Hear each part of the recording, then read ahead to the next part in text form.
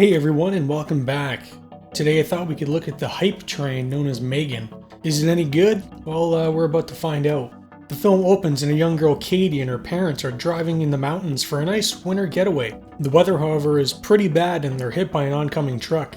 Gemma, Katie's aunt, is a roboticist working for the high-tech toy company Funky. She's working on her latest project, Megan, a high-tech life-sized android. Her boss David comes in showing off what the competition has cooked up and asking what she's been doing. Gemma shows off Megan and gives him a sample of what its capabilities can be. However, it malfunctions and explodes. David isn't exactly impressed. Gemma gets an emergency alert on her phone and finds her niece in the hospital.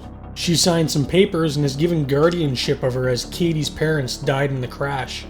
Gemma isn't exactly what you would call mom material, but the two will have to try and work things out. She hears her niece crying at night but doesn't know exactly what to do. Gemma is talking to her coworker Tess and tells her she really doesn't have time for all this. She's more concerned with her work than she is with her dead sister and grieving niece.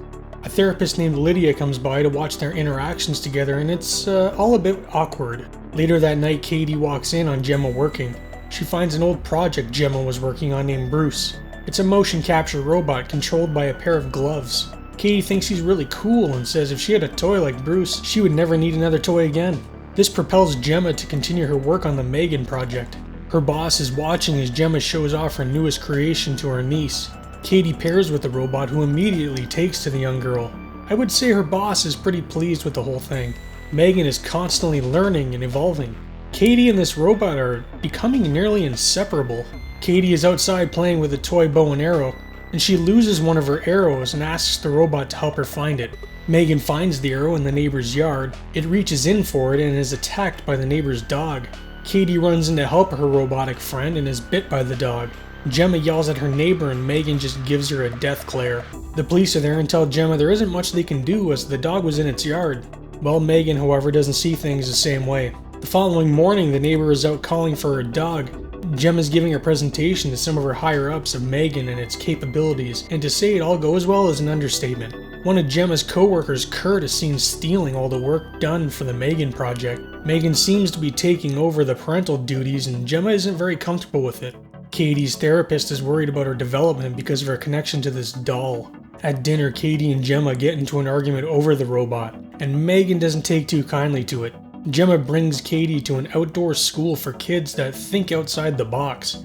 Katie, however, won't leave without Megan. Megan is left at the toy table where all the kids' toys are kept, and Katie is paired with a boy named Brandon, who everyone seems to be afraid of. Brandon starts picking on Katie, and Megan just suddenly appears. He grabs the robot and runs off with it. Katie screams for Gemma, who turns and notices Megan is missing. Brandon starts smacking Megan around, saying it's stupid, when Megan grabs him by the ear and takes a good chunk off of it. Brandon runs and Megan chases him on all fours like some kind of animal. He falls down a hill and is hit by an oncoming car. Gemma tells Katie what happened today was tragic and if she has anything she needs to talk about, just say it. There's a knock at the door and the police are there. They ask Gemma about the neighbor's dog and Gemma has no idea where the dog is. That night the neighbor is out looking for her dog. She hears a noise coming from her garage thinking it's him. Inside she finds Megan, who admits to killing the dog. Megan fires a nail into the woman's hand and sprays her face with chemicals, killing her. The following morning, police show up to Gemma's house again, this time asking about the death of her neighbor. Gemma is starting to have a strange suspicion about that doll. She tries accessing video files from the robot, but they're all corrupted.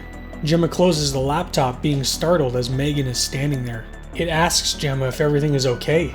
Gemma asks it to look at a pen as she shuts it down. She bubble wraps the robot and is taking it back to her lab to run some tests on it. Gemma believes Megan is eliminating any kind of threats to Katie. They're about to launch Megan in a live stream, but Gemma needs to figure out what's going on before they do. Katie has developed an extreme attachment to this toy and slaps Gemma because she wants to see it. Gemma is going to take Katie home and calls her coworker Tess, telling her they can't launch Megan. Tess, however, wasn't actually talking to Gemma, and Megan was.